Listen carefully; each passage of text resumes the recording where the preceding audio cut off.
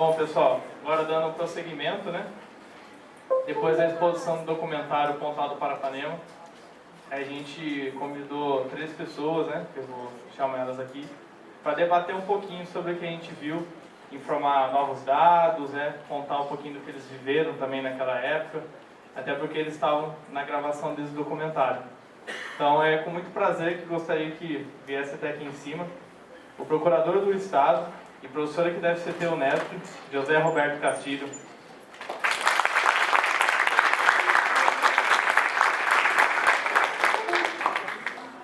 O membro da coordenação regional do MST, Movimento Sem Terra, Zé Lito Luz da Silva.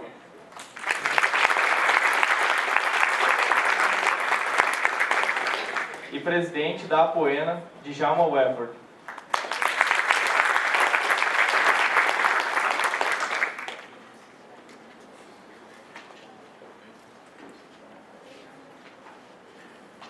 Por favor, queiram tomar seus lugares e podem começar o debate também.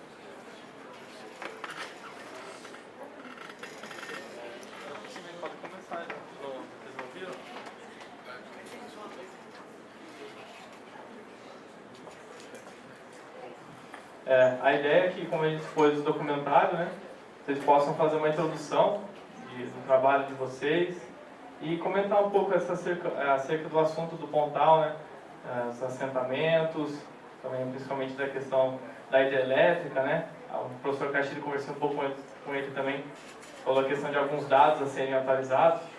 Então, sinta-se à vontade para quem quiser começar, passar alguma palavra e trazer esse retrospecto para os alunos. Muitos alunos são de fora, né, e não conhecem a nossa região. Então, qualquer contribuição é muito bem válida.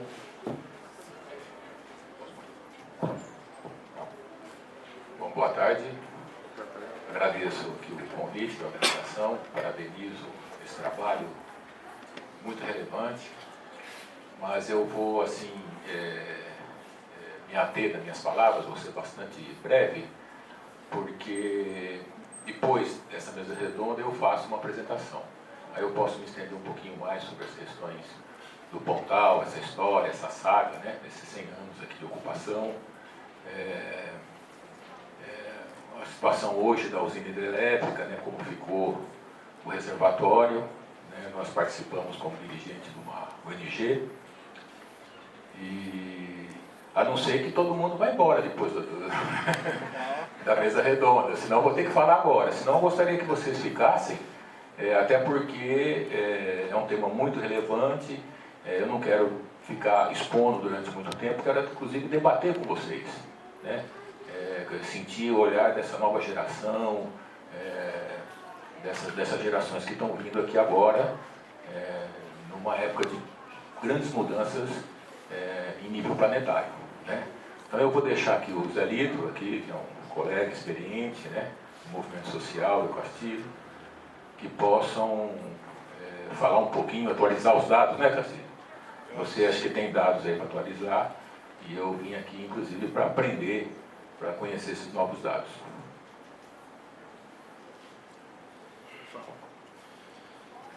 Bom, eu já conhecia esse documentário, quero dizer para vocês que, do Guariba, né, e quero dizer para vocês que ele está completamente desatualizado, vamos dizer assim. E não só desatualizado, como também tem, a meu ver, equívocos evidentes que não podem ser cometidos, especialmente na universidade. não se faz reforma agrária no Pontal, se faz destinação de terra pública, que é uma outra coisa completamente diferente. Reforma agrária significa o Estado desapropriar terras, ou se apropriar de terras particulares, destiná-las a uma finalidade qualquer, uma finalidade de assentamento, ou finalidade, enfim, múltiplas possibilidades. Agora, no Pontal nunca se fez reforma agrária, porque nunca foi desapropriada terra particular. Simplesmente o que aconteceu no Pontal é uma outra coisa completamente diferente que as pessoas normalmente confundem, mas são coisas diferentes, que é a destinação de terras públicas. Na terra do Pontal é pública. Não vou contar aqui a longa história do Pontal, porque não vem ao caso. Mas o fato é que no Pontal nós temos uma quantidade enorme, não vou falar exatamente o número, porque ninguém sabe esse número, 1.200.000, sei lá quantos hectares tem de terras públicas, mas o fato é que a terra do Pontal é terra devoluta, é terra pública. E, portanto, não tem cabimento se falar em reforma agrária. Isso é um conceito absolutamente equivocado. Em se tratando do Pontal, em se tratando de outros lugares, não, em se tratando do Pontal. Outra coisa que se falou também, se não me engano foi o Jonas no documentário, dizendo, porque agora leva 20, 30 anos para acabar uma ação discriminatória. Bem, a última ação discriminatória que foi proposta aqui, a última não, uma das últimas, depois dessa tem mais uma ou duas, da Fazenda Nazaré, começou no ano 2000 e terminou em 2016, terminou esse ano, 16 anos, ou seja, não são 30, 40 anos, como se falou no documentário. Em terceiro lugar, aquilo que o prefeito eleito falou, Bugalho, do Código Florestal. Bom, nós temos um novo Código Florestal, da Dilma, de 2012, e que tornou a situação muito pior do que o Código de 1965, muito pior. Vejam, esse código é de 2012, já tive a oportunidade de falar aqui para os alunos da engenharia ambiental, significou um retrocesso absurdo na nossa legislação ambiental. Então, se permite, entre outras coisas, fazer a soma da APP com a reserva legal, se permite que onde a mina não for permanente, não há APP no entorno dela, enfim. São coisas absolutamente absurdas que esse novo Código Florestal estabeleceu. Portanto, eu acho que o Pontal avançou muito desde 1984. Gostaria de dizer também que o turning point, o ponto de mutação da história do Pontal, vamos dizer assim, é 1984. Em 1984, o então governador Franco Montoro desapropriou uma área de 13.000 hectares para a constituição daquele que ainda é o maior assentamento do Estado, a Gleba 15 de Novembro. Foram 17 fazendas desapropriadas, desapropriadas não, reivindicadas, eu me enganei, não é desapropriação, é reivindicação. Foram 17 fazendas reivindicadas de terras públicas para fazer o assentamento de famílias. E até hoje o maior assentamento do Estado. E o segundo, em área contínua, vai ser exatamente esse da Fazenda Nazaré, que vai assentar aí 230, 240 famílias nos próximos dias, nos próximos meses. Eu só gostaria de dizer que a partir de 1984 para frente, a situação e a história do Pontal se transformou radicalmente. Foi uma decisão política do governo Montoro, o secretário de Justiça à época era o Zé Carlos Dias, eu vivi esse período. Foi a partir do governo Montoro, com o Zé Carlos Dias, secretário da Justiça, que a história do Pontal se transformou. E daí o Rainha falou no documentário, e falou, meu ver corretamente, que quando o MST descobriu esse patrimônio devoluto enorme que havia aqui, evidentemente o MST veio para cá e daí a história é bastante conhecida. Mas existe um problema, ou existe uma questão de fundo aí. A questão de fundo é essa, ou seja, nós não temos terras particulares no Pontal, nós temos terras públicas. E, atualmente, terras públicas e particulares, porque muita coisa foi regularizada. E é interessante dizer que temos terras públicas também em área urbana. Uma parte da cidade de Prudente era terra devoluta, mas a prefeitura já regularizou quase tudo, já deu título para muita gente, especialmente a parte sul da cidade, ou seja, onde estão os condomínios fechados, os damas, etc., falei no passado, porque não são mais terras devolutas. municipais pertencentes à Prefeitura de Prudente, mas a Prefeitura de Prudente abriu mão disso. E eu só queria destacar mais uma coisa que me parece interessante, que é o seguinte: embora haja ainda um patrimônio devoluto municipal aqui em Presidente Prudente, a Prefeitura foi fazer o João Domingos Neto lá no norte, ou seja, mais de 10 quilômetros do centro da cidade, quando na verdade poderia ter sido feito esse conjunto habitacional numa área muito mais próxima do centro, que já é da Prefeitura Municipal. Mas, evidentemente, não há interesse em mexer com esse tipo de coisa, e quem foi o primeiro a manifestar efetiva atuação nisso foi efetivamente o governador Franco Montoro, que foi, eu acho que como disse, o ponto de mutação entre antes e depois. Quer dizer, antigamente, antes de 84, se dizia que o fazendeiro precisava ser legitimado, porque na verdade ele tinha posse e precisa se transformar em proprietário. Depois de 84, as coisas mudaram e o Estado passou a reivindicar as terras públicas do Pontal e destiná-las ao assentamento populacional. O sucesso dos assentamentos ainda é, a meu ver, uma incógnita. Não sei se existem pesquisas a respeito, pesquisas isentas, evidentemente, parciais a respeito, mas eu gostaria de dizer a vocês que uma parte do documentário falou uma coisa que tem notícia, é que o sucesso ou insucesso do assentamento vai depender muito da qualidade da terra. É óbvio, é evidente. Mas acho que essa é uma pesquisa que me parece que ainda não foi feita. Eu, pelo menos, não conheço. Não sei se vocês conhecem.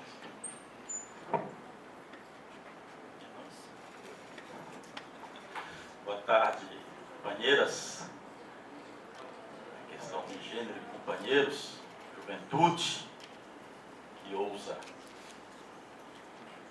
realizar o sonho, quem sabe, de serem protagonista de uma perspectiva de sociedade em que a função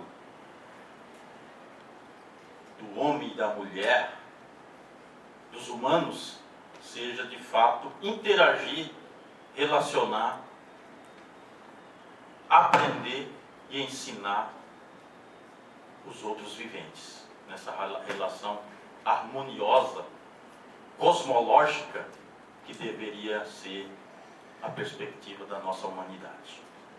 Eu estou aqui na condição de militante do Movimento dos Trabalhadores Rurais Sem Terra, vim para essa região no bojo dessa luta, vim do Paraná, norte do Paraná, eu e mais pelo menos 50% daqueles que estão hoje assentados nessas terras. Estou aqui acompanhado de minha companheira Regiane Menezes de Souza, da direção estadual do MST, que está acabando de concluir o curso de Pedagogia do Campo, na UEM. Estou acompanhado da minha filha Renata, que hoje faz o primeiro ciclo aqui na Unesp, né, fazendo geografia. Né. Meu companheiro pesquisador, jovem pesquisador, né, amigo do MST, o Sidney, e o Lucas, que também está fazendo geografia, né, ele que é assentado lá no assentamento de Apinário. Né. E estou aqui muito agradecido ao Luiz, da oportunidade que você nos concede de passar a nossa versão acerca do documentário do Chico Guariba, que, do meu ponto de vista, correções aqui e acolá, mas conceitualmente e didaticamente tem, do meu ponto de vista, muito a contribuir para aqueles que têm dificuldade de interagir com a temática. Essa é a minha opinião.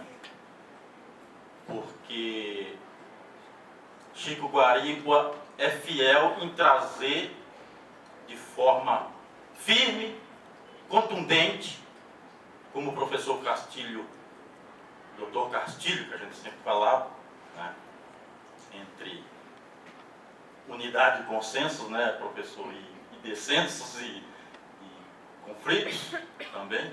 O professor representava a Procuradoria do Estado e nós representando o movimento social. E então essa relação nem sempre é uma relação amistosa entre Estado e movimento social, né?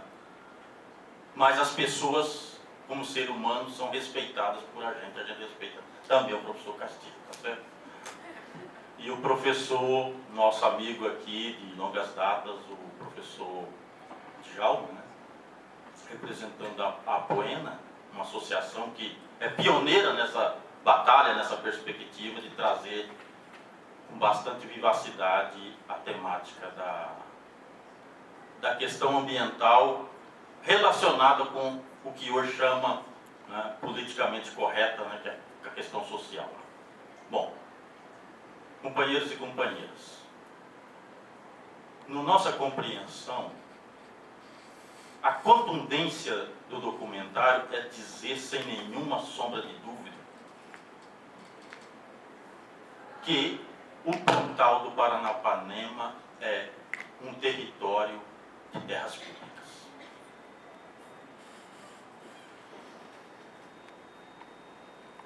Uma fala aqui ou acolá dos representantes dos fazendeiros, né, o Roosevelt, o Hoyt Silva, o Naban Garcia, todas essas figuras aí são conhecidas nessa disputa de ponto de vistas aqui nesse território. E eles perderam.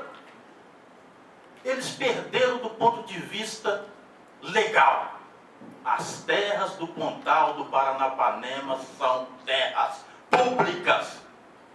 Se elas são públicas, por que elas não são colocadas, devolvidas, conforme a palavra devoluta, para o Estado?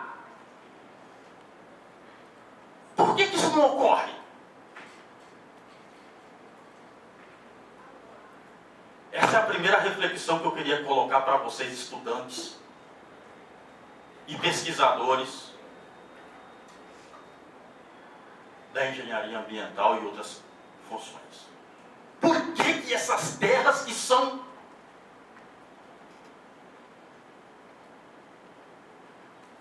sem nenhuma sombra de dúvidas, terras puras, por que elas não são colocadas à disposição do Estado?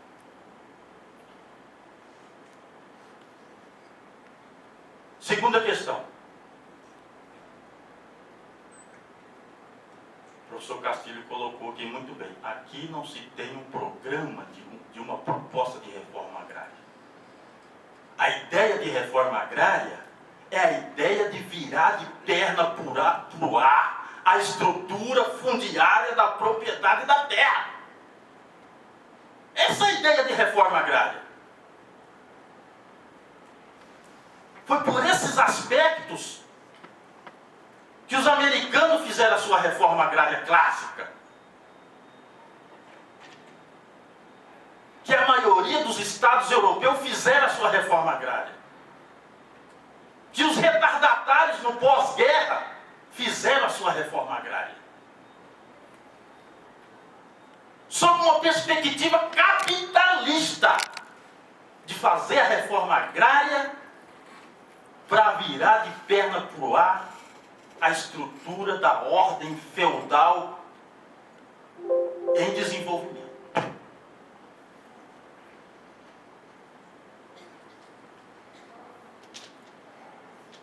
Na periferia do capitalismo, os teóricos do próprio capitalismo passam a defender outra coisa. Achar que não é mais necessário fazer a reforma agrária. Então, do ponto de vista da ordem vigente, a ordem do capital, não se faz mais reforma agrária nem no Brasil, nem em nenhum lugar do mundo. Opa, e aí? Como é que fica aqueles que não tiveram oportunidade de ter acesso à terra? Como é que fica um país que, há 50 anos atrás, a maioria da população morava no campo? Como é que fica as populações indígenas e quilombolas?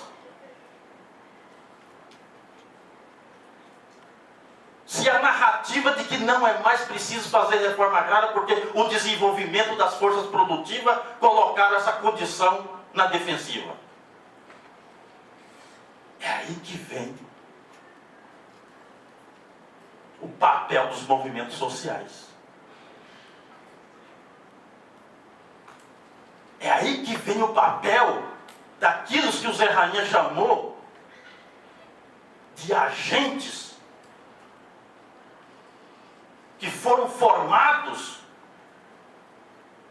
por exemplo, pela CPT e outras forças, para que estes tomem consciência e ajudem a conscientizar os demais na perspectiva dessa luta. E não tem reforma agrária no Brasil se não tiver a luta daqueles interessados nessa terra. E aí, companheiros e companheiras, é uma batalha muito dura. Porque a primeira coisa a gente tem que enfrentar a mídia burguesa que todo dia está na orelha, mexendo em corações e mentes, para convencer do contrário. Não. São paderneiros. São comedores de boi. A reforma agrária não vai ter sucesso. Eles não sabem trabalhar. Eles não vão conseguir produzir. São mesmo vagabundos. Porque a mídia burguesa é dos donos de terra também. Porque além de eles ser donos de terra, eles são donos de banco, eles são donos de indústria e são donos da mídia. E mandam no poder.